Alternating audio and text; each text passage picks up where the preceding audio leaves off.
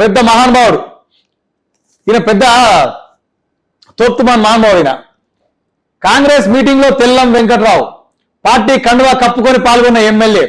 ఫిరాయింపుల కేసులో ఇటీవల తాను ఇంకా బీఆర్ఎస్ లో ఉన్నానని చెప్పిన వెంకట్రావు ఇప్పుడు కాంగ్రెస్ కండువాతో హాజరు. కాంగ్రెస్ అభ్యర్థులను గెలిపించాలని పిలుపు.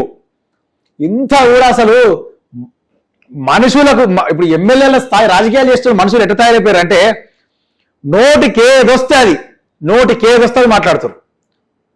ఇంత కూడా మనిషికి కొంచెమన్నా ఉండాల, కొంచెమన్నా ఇంగిత జ్ఞానం ఉండాలి. మొన్ననే మాట్లాడుతీవి కదా వెంకట్రావు, నువ్వు నేను బీఆర్ఎస్లోనే ఉన్నా, నేను కాంగ్రెస్ పోలేదు, కాంగ్రెస్ జాయిన్ కాలేదని చెప్పేసి మొన్ననే మాట్లాడుతీవి కదా.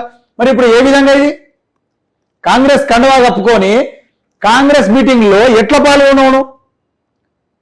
ఇప్పుడు దీనికి నువ్వు ఖచ్చితంగా నిన్ను గెలిపించి బీఆర్ఎస్ పార్టీలో నిన్ను గెలిపించి పంపించిన పబ్లిక్ నువ్వు ఖచ్చితంగా సమాధానం చెప్పాలి. నువ్వు ఇప్పుడు ఏదైతే కండువా కప్పుకొని మీటింగ్ లో చూస్తున్నావో దీన్ని నువ్వు సమాధానం చెప్పాలి ఖచ్చితంగా. నోటికి అద్దోపు ఉండదు, అబద్ధాలకు కూడా అద్దోపు ఉండదా? సరే నీ ఇష్టం, పార్టీలో గెలిచినా పార్టీలోకి పోయినావు ఉన్న చెప్పనుంటే అవును బీఆర్ఎస్ పార్టీలో గెలిచినా బీఆర్ఎస్ పార్టీకి సంబంధించిన ప్రభుత్వం లేదు కాబట్టి కాంగ్రెస్ పార్టీ ప్రభుత్వం వచ్చింది కాబట్టి నేను పోయి అలా జాయిన్ అయినా అని చెప్పేసి మొహమాటం లెక్క చెప్పనుంటే చెప్తే నీ ప్రాబ్లం ఏమవుతుంది అంటే సస్పెండ్ చేస్తారు. సస్పెండ్ చేసినాక మళ్ళీ ఎలక్షన్స్ పోతే ఓట్లు వేయరు.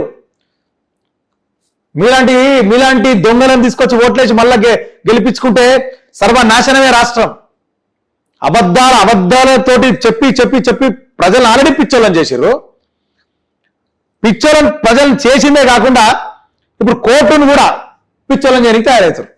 స్పీకర్ గారికి కూడా విలువీయకుండా, స్పీకర్ గారు మొన్న పెడితే కూడా దాంట్లో నేను టీఆర్ఎస్లో ఉన్నా అని ఇంత కూడా ఇంగితం లేకుండా మీరు మాట్లాడి ఇప్పుడు ఇట్లా తయారయ్యారంటే అసలు ఒక మాట పబ్లిక్ కూడా అర్థం చేసుకోవాలి. ఇది ఇంకొకసారి ఇటువంటి నాయకులు వచ్చేసి మాకు ఓట్ అయ్యని మాట్లాడారు అనుకో, ఇండ్ల గాడికి గడప గాడికి కూడా రానియొద్దు, తరిమి కొట్టాలి, దగ్గర కూడా రానియొద్దు. మనం ఎంతో నమ్మకంతో, పబ్లిక్ ఎంతో నమ్మకంతో ఒక పార్టీలో ఉన్నప్పుడు ఆ పార్టీకి సంబంధించిన ఏమంటారు వాళ్ళ మేనిఫెస్టోనే కావచ్చు, వాళ్ళు చేసిన అభివృద్ధి కావచ్చు చూసి మనం ఓట్లేస్తాం మన లోకల్ ఎమ్మెల్యే క్యాండిడేట్కి.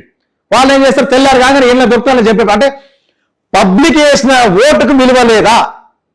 పబ్లిక్ వేసిన ఓటుకి విలువ ఇయ్యరా? చూసుకొని పోతూనే ఉంటారా? షేర్ చేయండి, లైక్ చేయండి, సబ్స్క్రైబ్ చేయండి. మరిన్ని వీడియోల కోసం బెల్ సింబల్ పై క్లిక్ చేయండి.